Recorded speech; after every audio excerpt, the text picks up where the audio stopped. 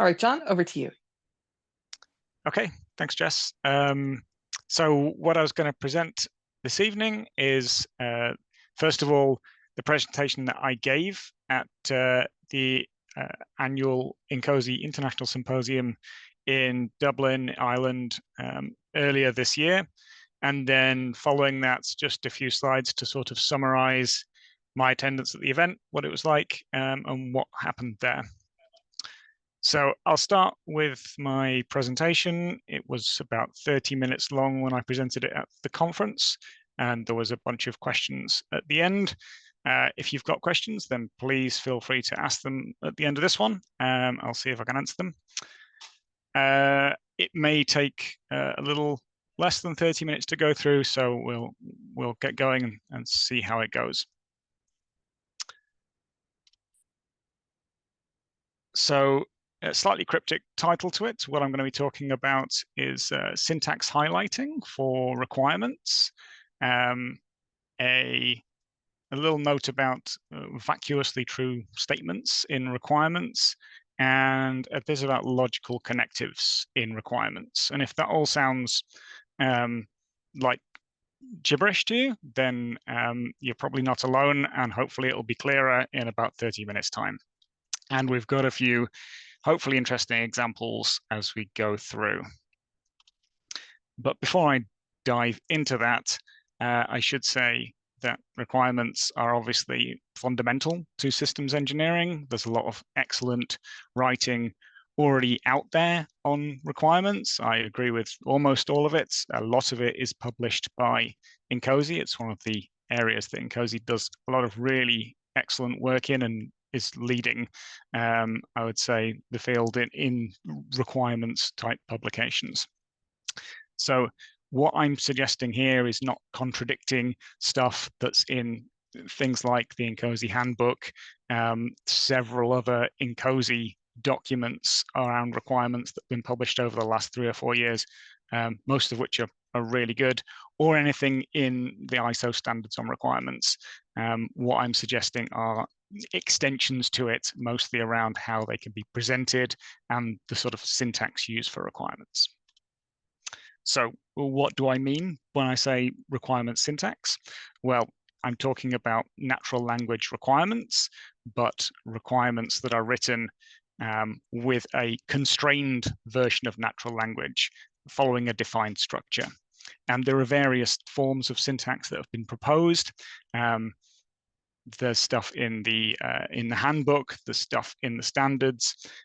What I'm going to be talking about here is what's called the easy approach to requirement syntax. It was developed by a chap called Alistair Mavin at Rolls-Royce, and it's a pretty popular option in terms of syntaxes. I like it partly because it works quite well, but also because you can make puns in your presentation titles, which you'll see in any presentation about EARS. There's usually a pun in a title. So what does it look like? The very basic structure of an EARS type requirement is the system response. The system shall do something. And that's what EARS refers to as a ubiquitous requirement. You can then extend that to make it into, for example, an event-driven requirement where there's a trigger that prompts the requirement to be enforced. Or you can have a state-driven, when there's a precondition that's true, then the requirement applies. Or you could make it an optional requirement, or any combination of those things. And that gives you quite a flexible structure for putting together a requirement statement. Switching things up a bit, if you've written any kind of software code in the last 30 years, you've been working in a code editing environment that more than likely does syntax highlighting, which means that your code will appear as you type it in various different colors, depending on what that bit of code is doing. So comments might be in green, variables might be in red, text might be in a different color. And you can change the colors, and this is pretty much standard in any software coding environment. So we're talking about syntax again here. The question I ask myself is, why are we not using syntax highlighting for requirements that follow a defined syntax? And is it going to be useful? And that's really the main thrust of the presentation here, is showing how that might work and trying to demonstrate that it potentially can be useful. So to apply that to an EARS type requirement, this is our standard EARS syntax. The first thing we can do is take the shall statement, and that's really important. We'll make it bold, we'll make it red. Then we can take the system part of it and say, okay, let's make that purple, system response, make it brown, and then pick a color for all the different parts of the syntax. And that gets us somewhere, but we can also say some of these bits are more important than others. And so we can take all of the sort of joining words and mute the color down a little bit and also make them metallic. And so that's the basic sort of highlighting that I'm proposing for the EARS syntax. And what I typically do when I'm writing EARS type requirements is extend it a little bit for interface type requirements. And that's where this presentation from this year's International Symposium ties in quite nicely to the presentation that myself and Steve Wallace put together for last year's International Symposium, where we talked about interfaces. And so the requirements that we wrote for working with interfaces used this type of syntax, where we've got two systems involved: the system that the requirement applies to, and then at the end of the syntax, the other system which is interfacing with it in some way. And we'll see some examples of this as we go through. So let's look at some examples, and this is my current favorite set of examples for playing with for requirements. Any of you that are anywhere near my sort of age will be well familiar with the Roadrunner and Wile E. Coyote cartoons. I came across, I think, a website a few years ago that listed out the rules of the Roadrunner and Wile E. Coyote cartoons. And there are 11 of them. I think this is potentially a slightly apocryphal tale. And these might have been written after the cartoons were produced, but actually, if you read through them and you're familiar with the cartoons, you'll see that they all are pretty much followed by all of the cartoons.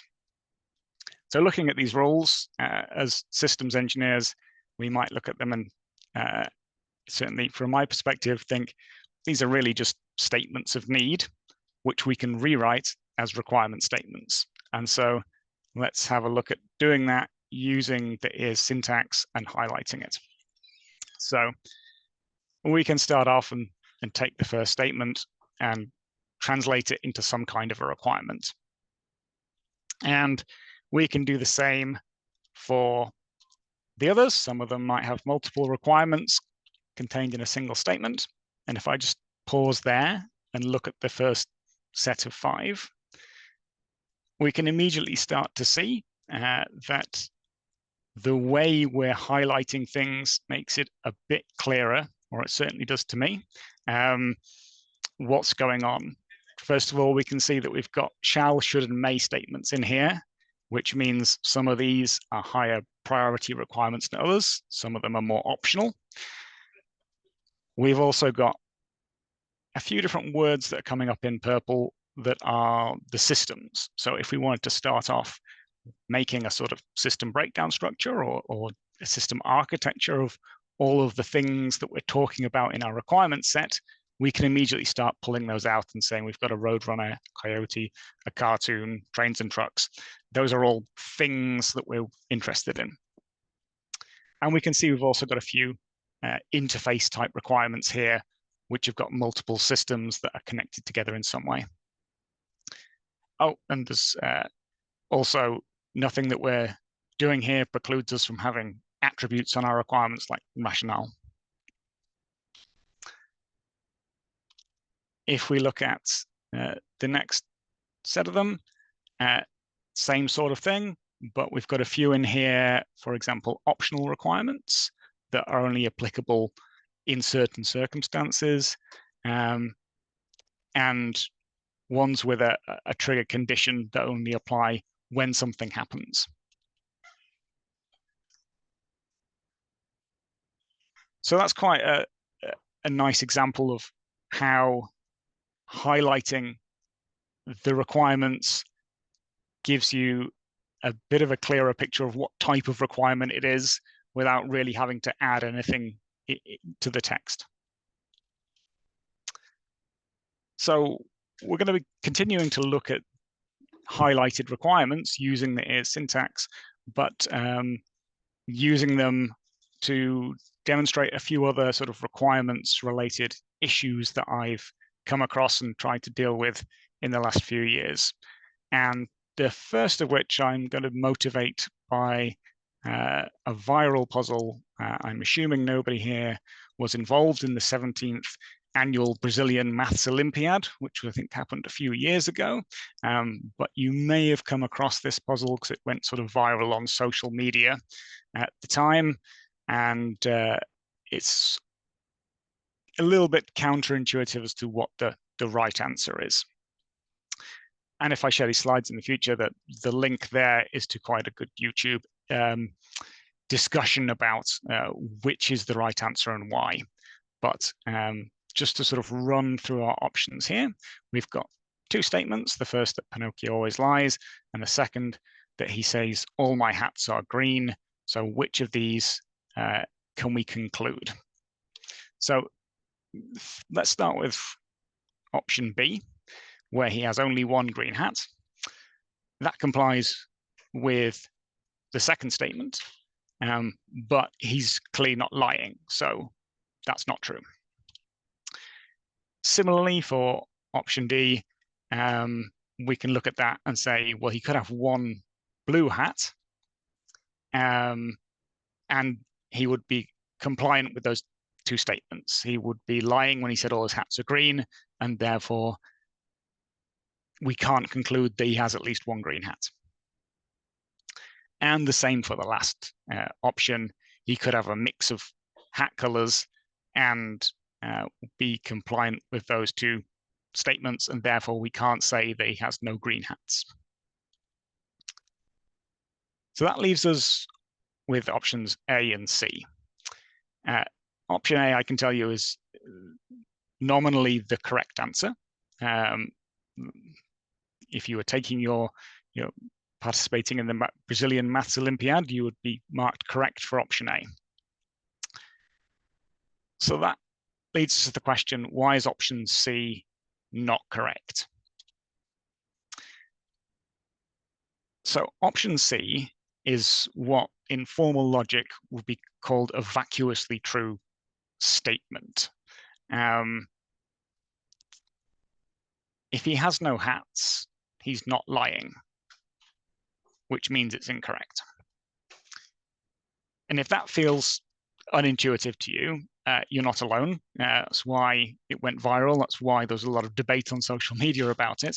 But what makes this confusing is that option C is a statement about what we can call the empty set. It's something that doesn't exist, no hats. And so it's not really clear whether we can make true or false statements about a hat that doesn't exist. Does a hat that doesn't exist have a color? It's a weird question to ask. So why am I talking about this in a presentation about requirements? Well, suppose that this is a requirements question. Pinocchio is asking WSP to populate a hat rack for him, and he gives us one single requirement. He just says, all my hats shall be green. So we think, great, this is an easy project. One requirement, no problem. So we take this to our hat design team, and they come back with a few different options. And as the systems engineers on the project, we have to evaluate whether we're meeting Pinocchio's requirements. First of all, they give us an option with 2 blue hats and 1 green hat. Clearly, we're non-compliant. We say no, back to the drawing board. Second option is a hat rack with 2 green hats. Clearly compliant, great. And they say, hang on a minute, we've got an option C that we're quite excited about. We want to give them a hat rack with no hats. Are we compliant or not? Now, they're very excited about this because it's quite a cost-effective solution to the requirement, is to give them a hat rack with no hats. But are we compliant or not? And the problem is it's not clear because, again, we're talking about the empty set here. And we could have avoided this kind of confusion if from the outset we'd had 2 requirements, one of which said that we need to have at least 1 hat on the hat rack. Now, that's a silly example, obviously, but here's an actual example of an actual requirement. Rubbish bins shall be made of non-combustible materials. Great. How about if we have a station with 5 metal bins? Clearly, that's compliant. 5 plastic bins, which are potentially combustible, clearly non-compliant. A station without bins, same situation. We don't know whether we're compliant or not. It depends on how you interpret the requirement. Is the requirement implying, by making a statement about rubbish bins, that there needs to be some rubbish bins? Or is it saying, if there are rubbish bins, then they need to not be able to burn? So there's a few ways we can improve things here. We can say, let's have 2 requirements, one of which says we need to have at least so many rubbish bins. And in this case, clearly we're compliant in the first case. We're compliant with the first requirement and non-compliant in the second case. And again, we still don't know for the second requirement for a station without bins, but at least we can rule out that design option because we've already failed on the first requirement. Another option is to use our EARS syntax to put an option in front of it and say where there are rubbish bins, then they need to be non-combustible. And so again, it's a lot clearer that we're compliant or we're non-compliant. Or in option C, it depends how we want to evaluate that, how our verification process is set up. But a station without bins, we might say is compliant, or we might say it's not applicable for that requirement.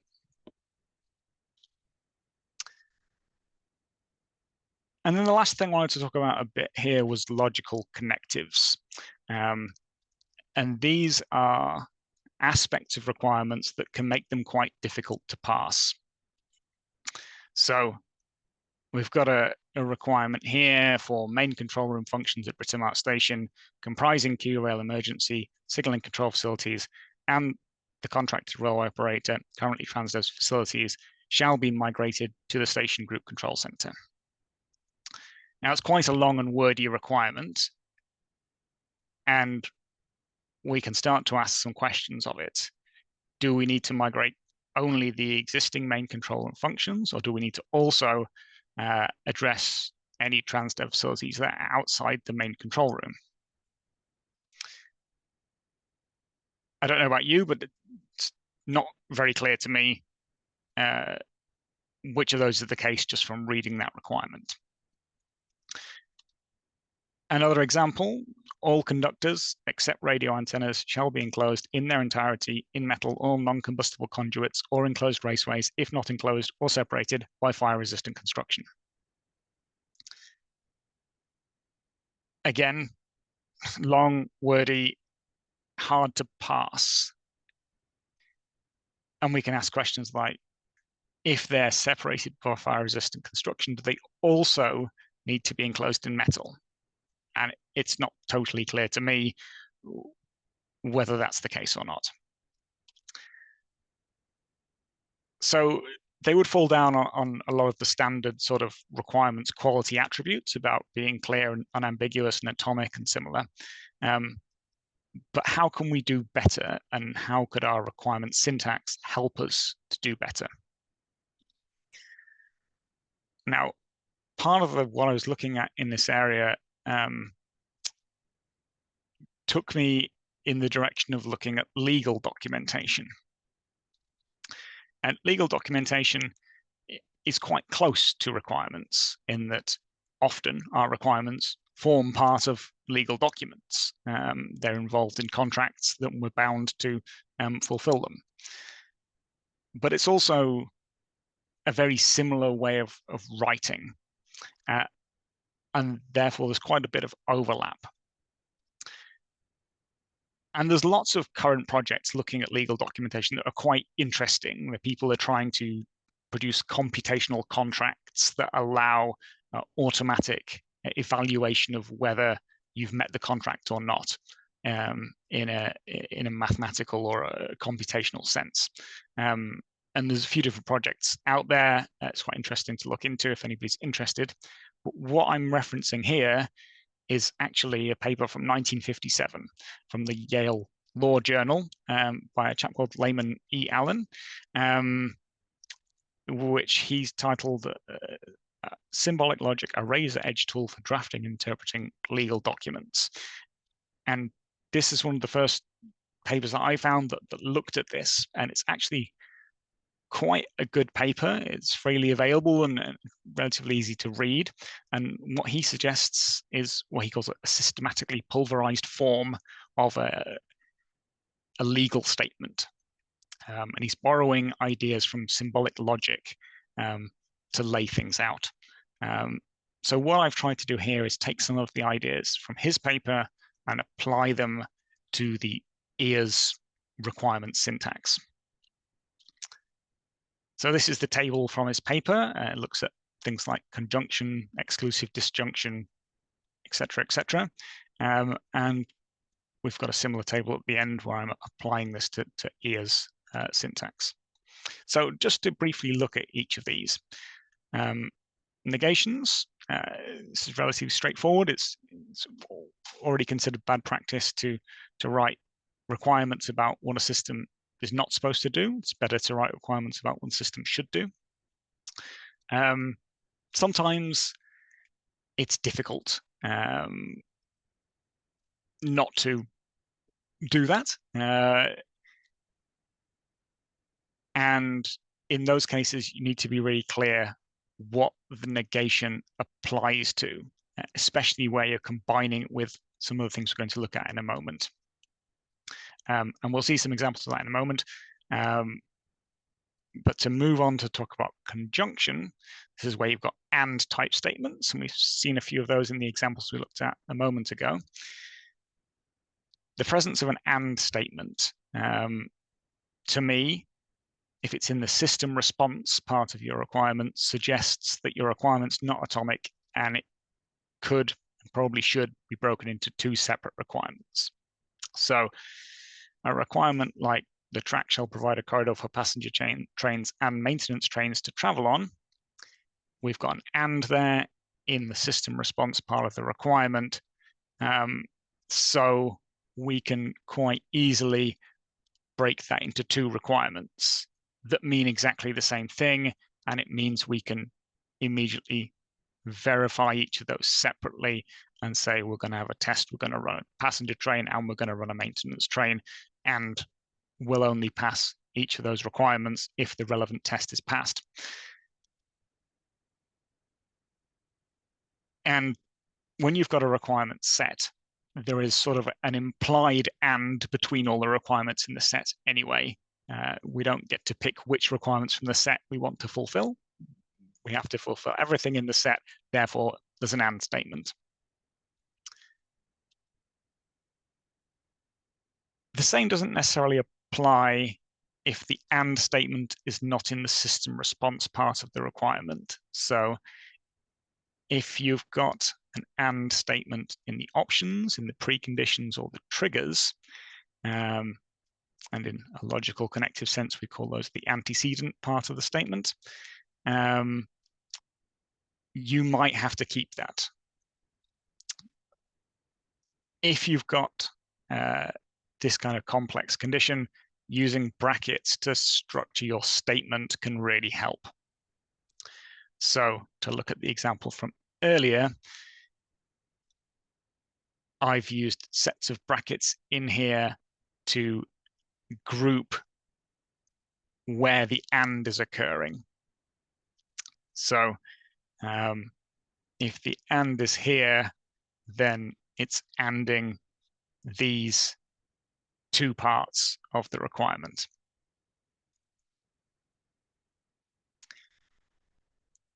That's one interpretation, but it could be interpreted as two separate requirements. And again, it's not totally clear what's meant, and it would be clearer to state it as one of these two ways.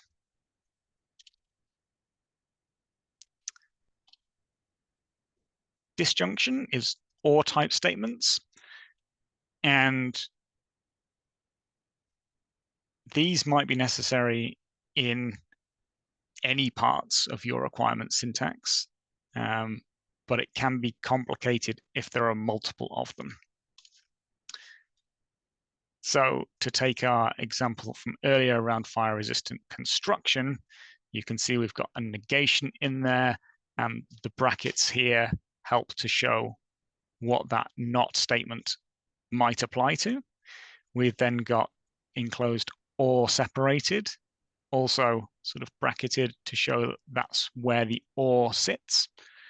And then on the back end here, we've got metal or non-combustible conduits or enclosed raceways, and that explains to us that we can have this part or we can have this part.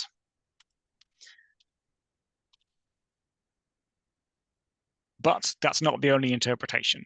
It could be that the original requirement meant the combination of these two requirements. And we don't need to go into the details of which is correct or why. The point here is that by writing the requirement in a clearer way, by properly separating and designating what the disjunction, what the or statement applies to, it makes the requirement clearer.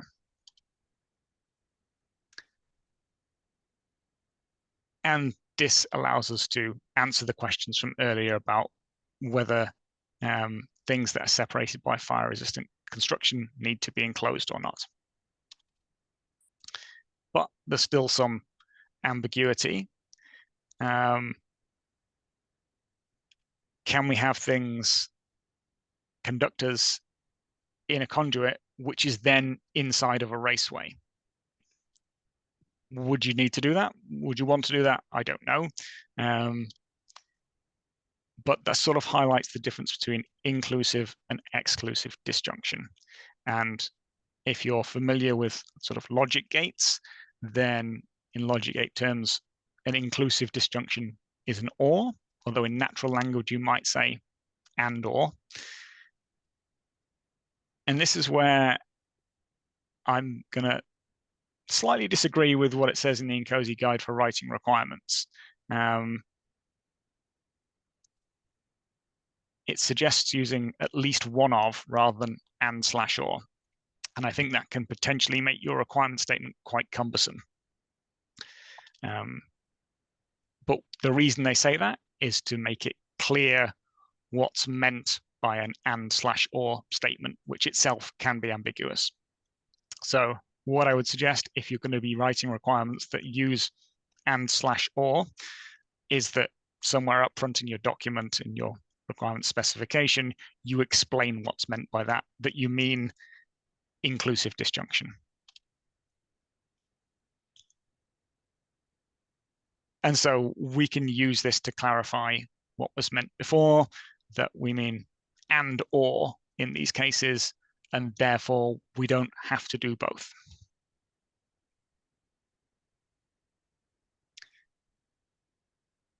I've also interpreted the disjunction in the options statement here as inclusive, which means that we could split it into multiple requirements, because it's an inclusive disjunction there means you can split it, because these two mean the same thing as what we said before. Exclusive disjunction is what we would call an exclusive OR in logic gate terms, where one or the other option is allowable, but not both. And this is where I do agree with the guide for writing requirements, where they suggest using either or, but not both, if that makes sense in your requirement statement. I think this is less commonly intended. I think there's very few requirements actually where we would mean exclusive disjunction, but potentially it's be the kind of thing where achieving both things is unnecessary and going to be overly costly. So for a requirement like this, if we are saying steel cable cleats or stainless steel cable ties, there'll be no need for us to secure it with both of them. That will just be adding cost for no real benefit. And therefore, we probably mean in exclusive disjunction, this one or that one, but not both of them. And dropping a but not both on the end of the requirement sort of clarifies that. Last few things here. Implication is that if something, then something else. And that's already part of our EARS requirement statement. That's the separation between our options, preconditions, and triggers, and the system shall response part. And that's what I mentioned before. It's the antecedent and the consequent part of an implication. There's a few interesting ideas here that come from Lehman's paper and his systematically pulverized form, where he suggests putting a horizontal rule in and putting the antecedent above the line and the consequent below the line, which I think potentially helps in separating out your requirement. And I think it's less necessary if you're using the syntax highlighting that I've proposed anyway. That sort of gives you, by the coloring, the separation. But it's an interesting idea. I can't see it catching on in requirement specifications. And then there's also co-implication, which is an if and only if type statement. And I don't think this is well addressed in the current EARS syntax. So if you consider the following statement, platform to track intruder detection, system shall clear the train driver notice only after manual confirmation. There's actually a lot contained in that. But we could make it more explicit by saying when manual confirmation is provided, then clear the train driver notice. If it's not provided, then don't clear the train driver notice, which is a bit verbose.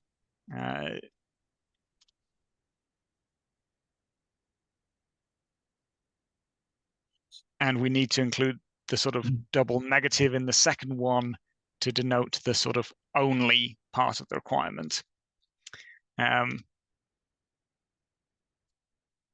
Using sort of Lehman's solution, we would put an only in front of our requirement statement and say only when manual confirmation provided, then the intruder detection system shall clear the train driver notice. And it's quite subtle, but there's also two horizontal rules between the antecedent and the consequent part here. I think the two rules is a bit too subtle, but I quite like the only statement at the front of the requirements.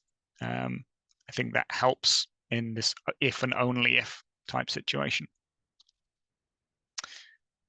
So to wrap up, I've introduced a syntax highlighting formats for EARS type requirement statements.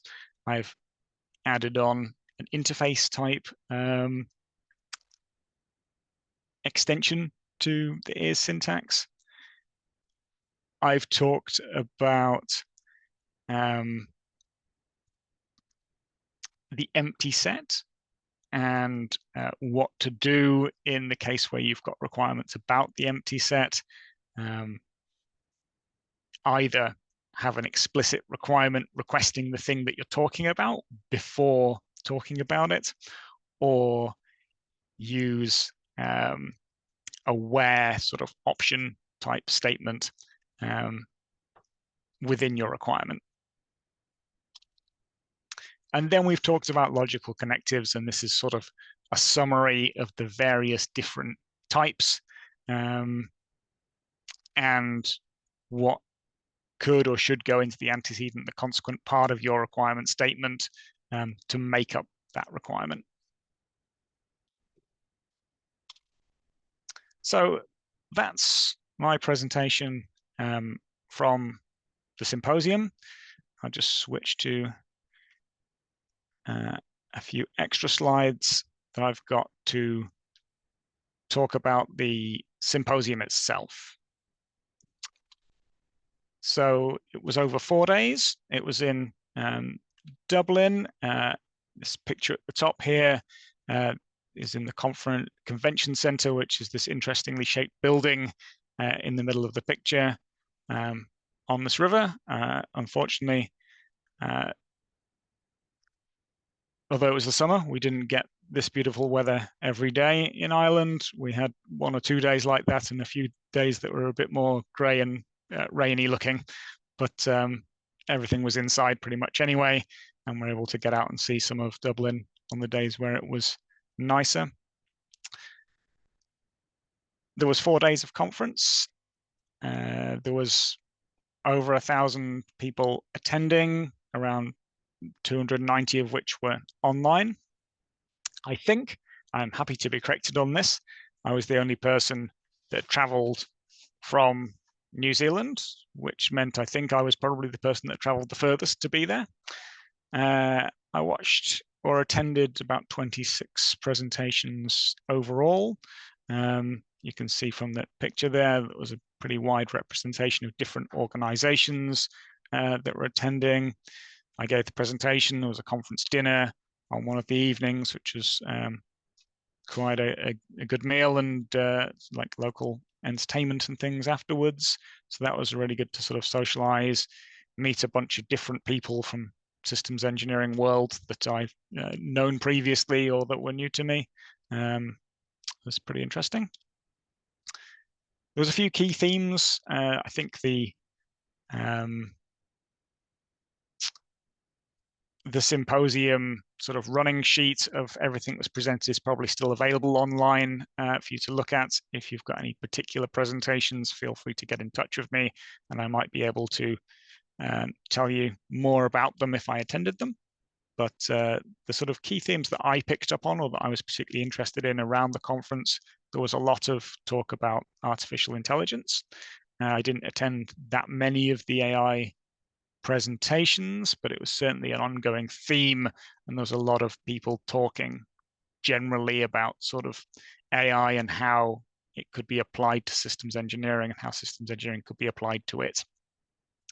There was quite a bit of talk about digital thread, and by that I mean the connection of information throughout the life cycle of a system between tools, and so quite closely connected to the idea of digital twins, that kind of thing, but being able to tie your requirements into your design, into your testing, into your ongoing operations and maintenance tools, and having that thread throughout so that you can, during the maintenance phase, perhaps go back and say, why was my system designed like this? And reach right back to say, well, these are the original requirements for the thing that I'm maintaining. That's an area I'm quite interested in. I think there's probably more work that could be done, particularly in the sort of infrastructure space, where this is less well applied than in, for example, aerospace and defense, where a lot of the tools are built to support this already. There was a bit of presentation on STPA, System Theoretic Process Analysis, I think is the acronym, but something that I wasn't familiar with. It's part of a sort of system theoretic model of how to do things like risk and safety analysis that I'm quite interested to look into more. I don't think it's being used that widely, but it certainly was starting to be used in various places in the sort of systems engineering space, certainly in defense. I think it's something we could be doing more of in New Zealand and sort of in my area in sort of rail and transport. And also interfaces after the presentation that sort of Steve and I put together for last year's symposium. It's good to see there were several other presentations on the same sort of topic this year, including one by Paul Davies, I think, who has written this Don't Panic, Absolute Beginner's Guide to Managing Interfaces. He's sort of recognized that there was a gap in this space where there wasn't any good sort of literature on interface management, and he sort of filled that gap with a book that I think covers a lot of the same sort of ground that we presented on last year. And I had a bit of a chat to him afterwards about that, and his presentation aligned quite well with ours, along with a few other presentations that were given in the last few sort of at this year's symposium and a few other conferences that have gone on since. And there's a few other sort of things here. I just pulled a few interesting diagrams out of various different presentations on those sort of subjects I was talking about before. And sort of lastly, I was part of the Asia-Oceania sector meeting, which happened at the symposium. There was a lot of people representing a lot of different countries there. So I was representing the New Zealand chapter, and we had, I think, about a 3-hour sort of meeting and discussion with the leaders and representatives of other chapters in Asia Oceania. So you can see on the right hand side there the various chapters that were present. So CISA in Australia, Beijing, India, JCOSI in Japan, KCOSI Korea, Singapore, and then talk about emerging chapters in Thailand and interest in chapter in Mongolia, and the various different things that INCOSE Central can and does do to support chapters like ourselves. And there's quite a bit we could be doing to reach out and ask for their help in terms of sort of websites and events and membership and things. So that was quite interesting. It was good to hear what's going on in the other chapters and see that they, despite potentially being around a lot longer than us or having a lot more members in some cases, are dealing with a lot of the same sort of issues of how do we retain members, how do we recruit people, how do we keep people interested, how do we best serve them, all that kind of thing. And there's a few interesting ideas came out of that. Certainly, it's really good to see what the sort of Beijing chapter have been doing in translating the INCOSE handbook into Chinese, that kind of thing. The India chapter have had a book club where they've been looking at systems engineering related books, things like that. There was people that were doing sort of mentoring groups via WhatsApp and things like that. So there's a few interesting ideas that have come out of that that we might want to sort of consider further in New Zealand. And I've already talked about my presentation. There's a picture of me giving it last time. And yeah, that's my presentation summary of the event. Happy to take questions. Awesome. Thanks, John. Folks, please don't hesitate to come off mute and toss your question out to John. I have an observation or the use of and or in requirements. I don't know if I am such a pedantic purist that I would never tolerate it. It's either you either want both of those things or you want one of those things. Pick one. But I know that I don't write all the requirements in the world, so my vote only counts, only carries so far. We've got a question here from Miran. Go ahead and come off mute and Yeah, hello share that. everyone. I'm Mukherjee from WSP Australia, based in Perth, WA. Of course, John, thanks for that presentation. So that was like a lot of great ideas in there. So the question, John, is I know you talked about a number of like rules here to identify, to color code the different objects of the requirement statement. So have you tried using those rules using any EARS supporting platform? So, or this is just for now, you are just introducing or you are like a proposing rules to be included by or to be taken by other platforms. So have you tried them yourself, trying to see whether those rules are possible to be, applicable? I have experimented. Yes, I do have a sort of working prototype that will highlight requirements as you type them in and sort of conform to the highlighting that I proposed there. It's not perfect, and it requires you writing requirements in sort of a different tool. So it's not something that I would necessarily advocate for using right now. It's a sort of proof of concept, and part of the reason that I wanted to sort of present this and get this idea out there is because I'm not a tool vendor. I can't implement this in any tools, but it's the kind of thing that I think will be useful in a tool, and I'd love to see it sort of taken up by a tool vendor. I did have some conversations with some of the vendors that were at the symposium about whether they'd be interested in this. So I don't know if it will get taken forward or not. It's sort of putting the idea out there. QV Scribe and JAMA, they talk about EARS like a template. I don't know. I haven't seen. I've used QV Scribe before, but I haven't used the EARS template for that. So I'm also interested to see what will be the outcome. But out of curiosity, while you were talking, I took a number of the requirements. I put them to ChatGPT and asked them to apply these rules.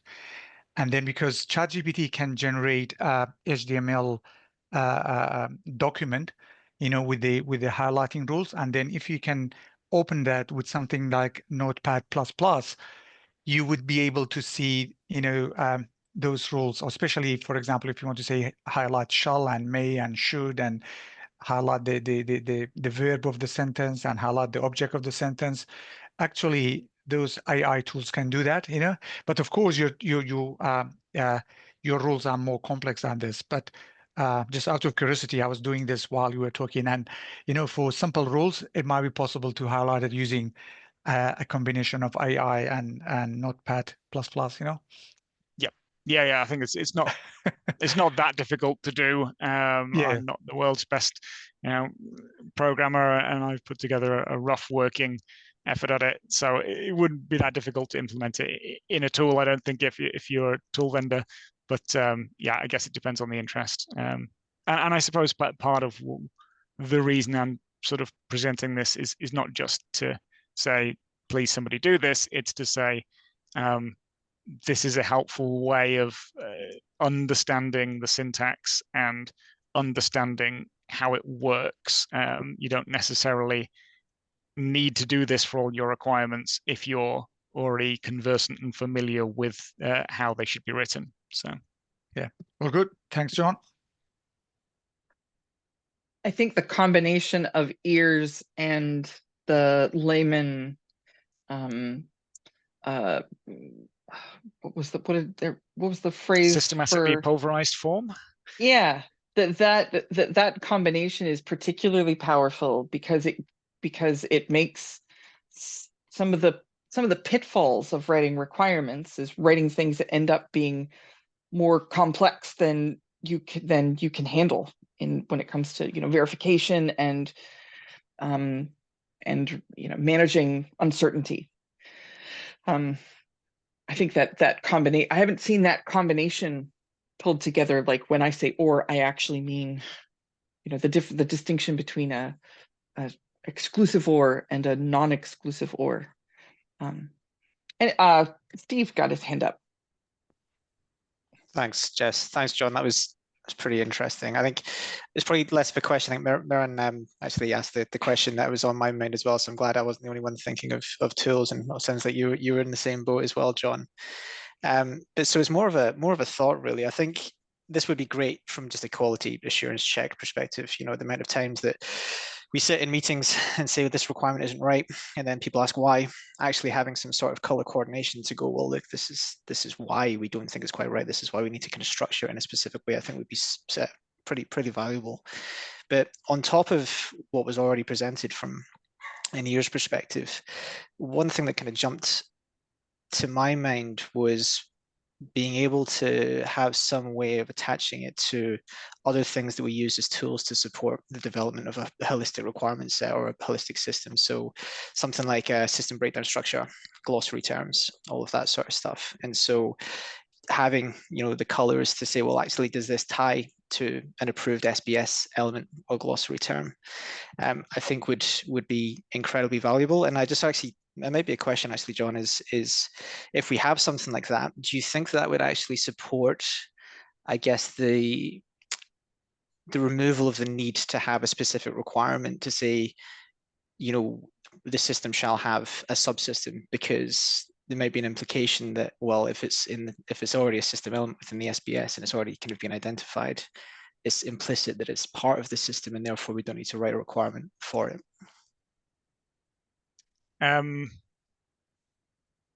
Yeah, so to your sort of general point, I think definitely this kind of approach ties in very nicely to a sort of model-based systems engineering delivery, and definitely having things like a list of system elements that you want to write requirements about, and then ensuring that what you're calling everything is firstly the same between requirements, which often it's not, and secondly conforms to what you've got elsewhere as a sort of system architecture or in your system boundary diagram or wherever else in your documentation. That's really helpful. Whether you need to say in your requirements what your system structure is, I think depends on what level your requirements are at, right? If you're writing system level requirements for a system that's already been defined in some kind of concept design, and you've selected that there's going to be a bridge rather than a tunnel, then you don't necessarily need to write a requirement that says there shall be a tunnel or there shall be a bridge, because that's part of your higher level design. But you probably do still need to write requirements that says there needs to be a handrail on the bridge, because that's the level that you're working at, I think. And sort of gets to the question of, if you've got a design in mind, can you just refer to that design in one requirement and not write the rest of your requirement set? And I think probably most people, myself included, would say no. The requirements are what you're verifying against. It's really difficult to verify against part finished design. Your job's going to be a lot easier if there's formal requirements set for it. Yeah, agreed. Thanks, John. Well, it's just gone 6:30. So if there are no other questions, I'm just leaping in to make sure that there aren't. Then I'll do one more screen share. Click that a whole bunch of times. So again, John, thank you very much for your presentation this evening. It was really awesome, not just to hear a reprise of your talk, but also to get your observations from the event itself.